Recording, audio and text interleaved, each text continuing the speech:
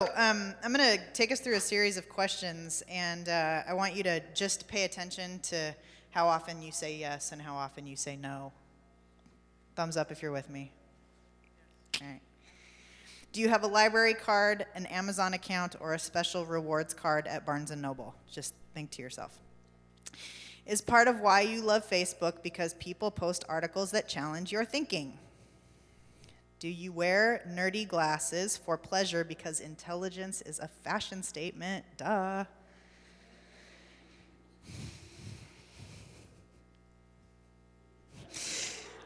Do you get all kinds of crushy on articulate folks who can easily whip out and share statistics to prove their already powerful point?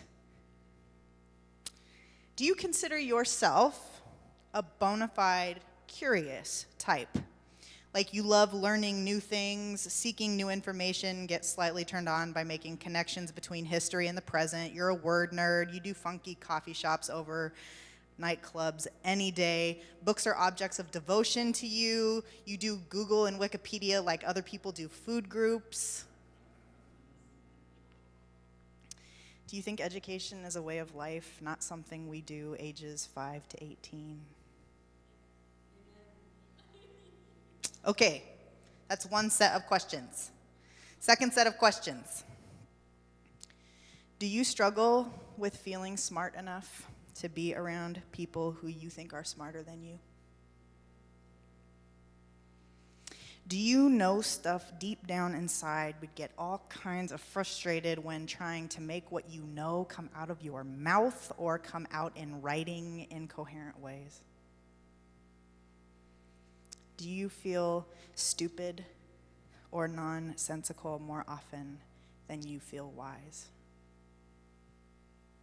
Were you shamed, particularly as a young person, for the way you think? So raise your hand if you answered yes to all of those questions. Okay, take a look around right now. Keep your hands up. Raise your hand if you answered yes to most of those questions. Okay, now look around. That's like almost everybody in here, right?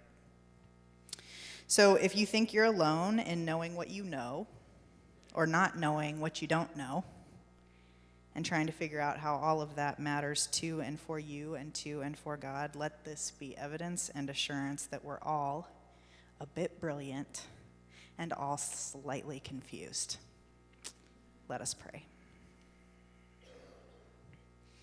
God, may the words of my mouth, and more importantly, the meditations on our hearts be acceptable in your sight. For you are our rock and our Redeemer. Amen. So I want to begin by confessing to y'all one of the major struggles I carry. I have a love-hate relationship with the life of the mind. I got all A's in graduate school with 3 exceptions. I was awarded the highest honor you can get at my seminary commencement ceremony by the faculty. In undergrad, I was awarded the highest award you can get in biblical studies. There, too, my grades were off the charts. I've gotten acceptance letters in the mail from Harvard and Yale with my name on them. My father was a member of Mensa, and my mom is the CEO of her company. I come from brains, and apparently I have them. I don't tell you this to brag. I tell you this to set up what I'm about to say, which is that for as long as I can remember, I have felt stupid.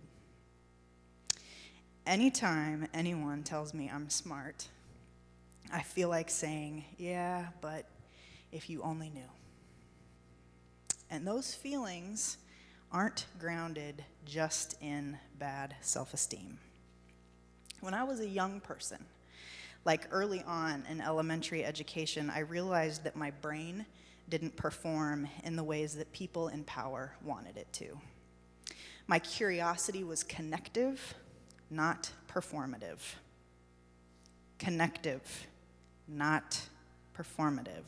I couldn't memorize facts and formulas. I wanted to explore and create. When it came to math and science, which felt entirely abstract from anything in my day-to-day life, I was hopeless. And my grades reflected it. I became frustrated by school very early on and convinced myself that the problem was me. I was stupid. That internal narrative started to have external evidence as time went on. I couldn't concentrate in class. Homework felt like just another chore, so I didn't do it. I loved to ditch school and get high with my friends and listen to music and lay in the grass at the park and talk about why we're here. But when it came to tests, I cheated. When it came to papers, I plagiarized. I got caught. I got suspended. Being kicked out just proved that I was incapable of academic performance. I hated school. I hated learning, or so I thought. All of that. My narrative about being stupid, my lack of motivation matched only with disregard for institutional power and rebellion landed me in a pickle. My report cards got worse and worse. I did terribly on the SATs. I didn't even graduate from high school in the top half of my class. It doesn't matter how many degrees I have, how many books that I've actually read that line my shelves, how many people tell me I'm smart, how much writing I've done. It doesn't matter how much I know that I don't know, how much I'm willing to learn in my life. I still struggle with feeling stupid every single day. Which I imagine might surprise some of you, right? Are you surprised? Yeah? I bet some of you are sitting there thinking, she feels stupid? Which is exactly what I think or feel when someone who I think is really smart keeps it real and admits that they feel stupid too. It's happened enough times in my life now with professors I admire, preachers who blow me away, brilliant folks of all kinds. It's happened to me enough now that they admit their own feelings of intellectual incompetence that I know I'm not alone in this. I'm no longer surprised by the kind of relationship most of us have to our intelligence, to our own intelligence, which in my experience is more often than not a love-hate relationship. Most of us, and by us I mean humans, are actually smart. We actually know some stuff. We actually gravitate towards the process of learning itself because curiosity is connective and enlivening, and it equips us with cool stuff to think about. But most of us also learned somewhere along the way, and I suspect that somewhere was a public institution of some kind, like school or church or family. Somewhere we learned that we weren't smart, that we lacked brains, or that our way of thinking was off somehow. Somewhere along the way, we learned that school is for people who are better able to discipline themselves, or we learned that only people with degrees are worthy of having opinions in public, or we learned that knowledge about stuff like cars and knowledge about what goes on in the streets is less valuable than knowledge about computers or knowledge about money. So we learned to mistrust the learning process because we felt betrayed by it, always coming up short inside of somebody important, somewhere important. What does it mean that our world is so full of inherently intelligent people who all think they're stupid?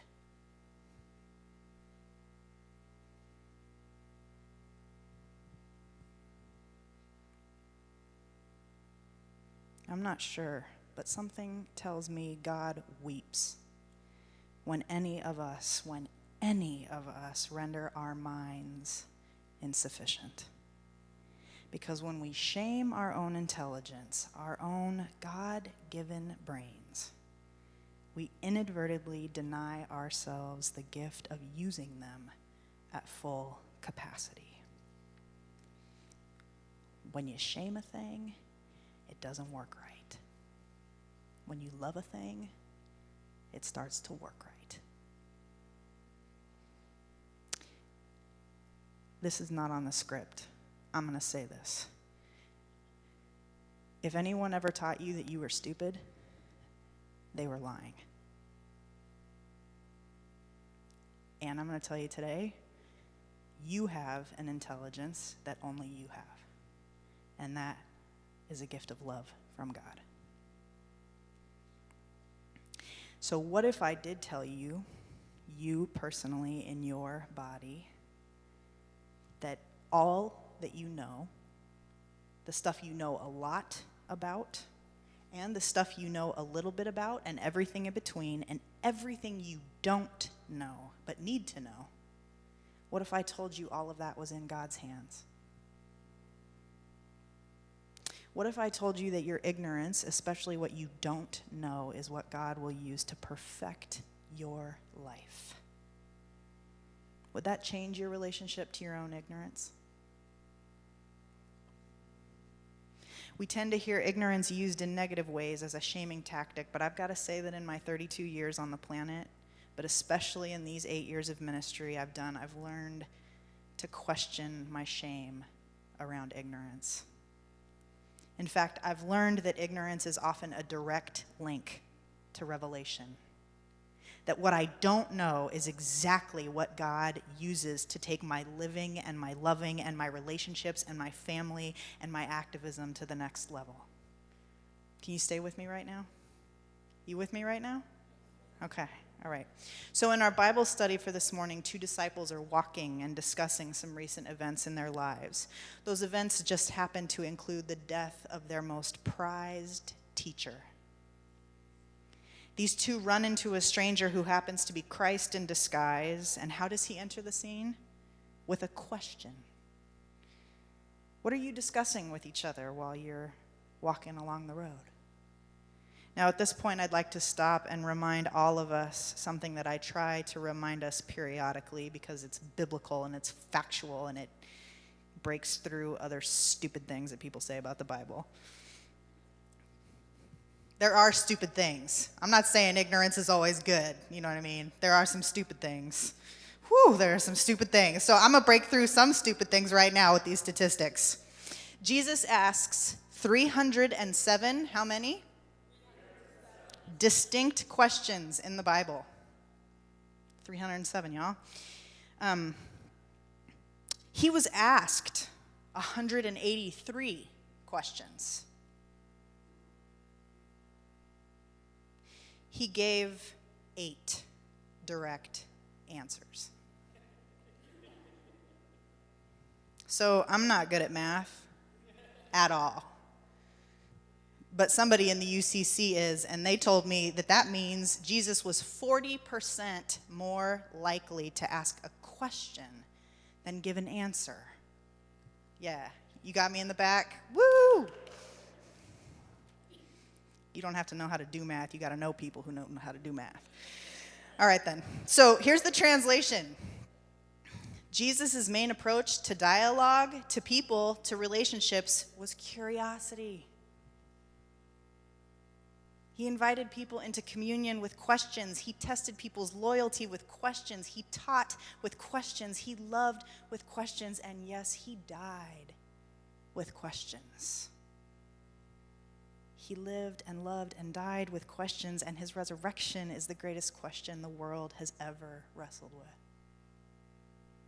If Jesus' preferred ministry practice and his bodily resurrection and his identity were rooted in questioning, and Jesus was the perfect, eternal incarnation of God, what does that tell us about God's nature? We hear God as love. We hear God as power. How many of you heard God as curiosity? If just for a moment we give ourselves permission to entertain the idea that God is indeed curiosity, how might we relate to the experience of curiosity within us? Most of us encounter what we don't know with a sense of anticipatory guilt. Most of us have a relationship with our own ignorance in ways that produce shame. But what if encountering what we don't know through curiosity meant actualizing God within us? What if every time we bumped into something we don't know about, we hosted it as an invitation from God? A personal invitation. If we got curious in the face of ignorance instead of getting ashamed or defensive or shut down, might we explore the world and ourselves with greater delight? With greater joy? So back to the story. The disciples, not recognizing who Jesus is and why he might be asking what he's asking, shame him for his ignorance. Big surprise. Are you the only stranger in Jerusalem who does not know the things that have taken place here in these days? And what does Jesus do? He asks another question. Big surprise. What things? He knows, but he asks a question anyways. What things? What's been going on? Another sequence of response and questions happen, and then and only then Jesus starts doing the art of interpretation. In verse 27, it says, "Then beginning with Moses and all the prophets, he interpreted to them the things about himself and all the scriptures." Later on, these two disciples are breaking bread with the still disguised, resurrected Jesus. The text reads, "When he was at table with them, he took bread, blessed and broke it, and gave it to them, and then their eyes were opened, and they recognized him. They said to each other, 'Were not our hearts burning within us while he was talking to us on the road, while he was opening the scriptures to us?'" The word burning feels really significant to me. Historically, that's been interpreted as a kind of inspirational type of burning, like the disciples looked back on their conversation with disguised Jesus and realized how right he was, and they burned with new revelation, new connection, new insight. And I think that interpretation is probably on point to a degree, but I also have to wonder if there wasn't a bit of shame in there as well. Like God was walking and talking with us, and we accused him of being ignorant. Oops. So sometimes when we learn new stuff, it makes us look back on our old ways of thinking and believing and old ways of being with shame. Those of us who have dilly-dabbled with religious conservatism know this quite well. We just knew everything about God and Jesus and the church and the Bible and personal salvation. You better get yours right now. And we're going to make sure absolutely everyone around us is going to know it too. And those of us who became 100% enlightened in school have had these moments as well. Come home from college and set our ignorant, backwards parents and grandparents straight at Thanksgiving dinner with our theories and criticism and utopian ideals. Only later, when our experience and knowledge is a bit more tested, a bit more nuanced, just a little bit more humble and relational and rooted, are we able to see that there's ignorance in what's considered intelligent, and there's intelligence in what's considered ignorant in this world. And perhaps they both lead to each other. Which is why Jesus' disappearance in this story strikes me such good news, like such radical love. Weird, right? How can God disappearing be good news? Right when they recognize Jesus, he disappears. Verse 31 reads, "Then their eyes were opened and they recognized him, and he vanished from their sight." One of the greatest problems with our society is that we think education is something that happens in institutions as a result of processes set up for children and adolescents. We think education is about depositing information into young brains, testing them on it, and eventually passing them through the necessary stages in order to become part of the workforce. This narrow understanding of education is killing us as human beings, and it's killing our planet. Education should be about learning, about our full human becoming, about unlearning and relearning and healing and grieving and serving and witnessing and growing and relating and living and dying and being reborn. And learning isn't always institutional all the time, though it is sometimes. It's woven into the fabric of every encounter we have by our nature. We have God-given minds that take in and make sense non-stop, even when we don't want them to. God made us like that. That means we're learning non-stop. But we do this best if and when we lovingly set down shame and see our curiosity as a gift God gives us and our ignorance as an invitation into deeper communion with God and others. Maybe Jesus disappeared because he didn't want to be recognized for too long. Maybe God disappears to keep curiosity at the heart of our relationship. I don't know about the rest of you, but I have these breakthrough moments with God where I can feel her presence in my body, in my mind, in my heart with stunning clarity. Usually it happens in worship while I'm singing, but a lot of times it happens when I'm exercising or I'm in nature or I'm in the shower. In those moments, I know that I am seen and loved. Sometimes I get a searing connection to something I've been struggling with or asking prayerfully about. Sometimes I feel forgiven. Those are my favorite moments. But regardless of what happens in those moments, I need you to know that they're minority moments, like probably less than 1% of my life. And I'm clergy. It's like my job to be connected with God, y'all. And like 1% of the time, it's on point entirely. The rest of the time, I have these questions, I have suspicions, I have leanings, I have foggy confusion, and sometimes I have downright ugly rage about what I don't understand, especially as it relates to the suffering of people I care about. Instead of interpreting all of this lack of knowing as shameful religious ignorance, maybe we should interpret it as God's desire to be known. Maybe God does some hide and seek with us throughout our lives, showing up just long enough that we get enticed enough to keep chasing her around wherever she goes. Maybe she wants us to chase her when we are enlivened with joy, when we are questioning our faith, when we are racked with grief, when we are plagued with doubt, when we feel an ecstasy we can't explain. Maybe those moments are when God is asking to be chased. When you have questions and curiosity that bump right up into huge pools of your own ignorance, maybe those are the moments when God is asking to be chased.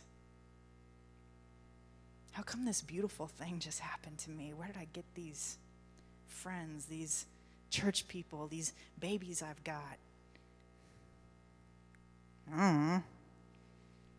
Come closer with that question.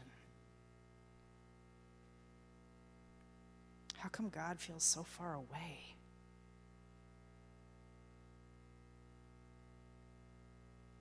How come I feel so lonely all the time? Why is it that I can be in a room full of people and still feel like I'm by myself? I don't know. Come closer with those questions. Why did my father die? Why can't I get pregnant? Why do wars go on and on and on? I don't know. Go closer. Come closer with those questions. Why do I feel like I'm at one with the entire earth when I swim in Lake Michigan? Why, when Trisha sings Mark Miller music, do I feel at one with all the earth? Why, when it snows outside, do I feel at one with all the earth as it gently falls? I don't know. Come closer with those questions. Our ignorance isn't a deficit. It's a gift. Our ignorance isn't a deficit. It's an invitation to deeper communion with God. Beloved, regard your ignorance in this way and watch how learning can become the most faithful journey in your spiritual life. For any God who is comprised of questions is most certainly, or perhaps most curiously, a God who wants to be known by you. Don't be afraid to chase her. Take your questions and run. You're smarter than you think. Amen.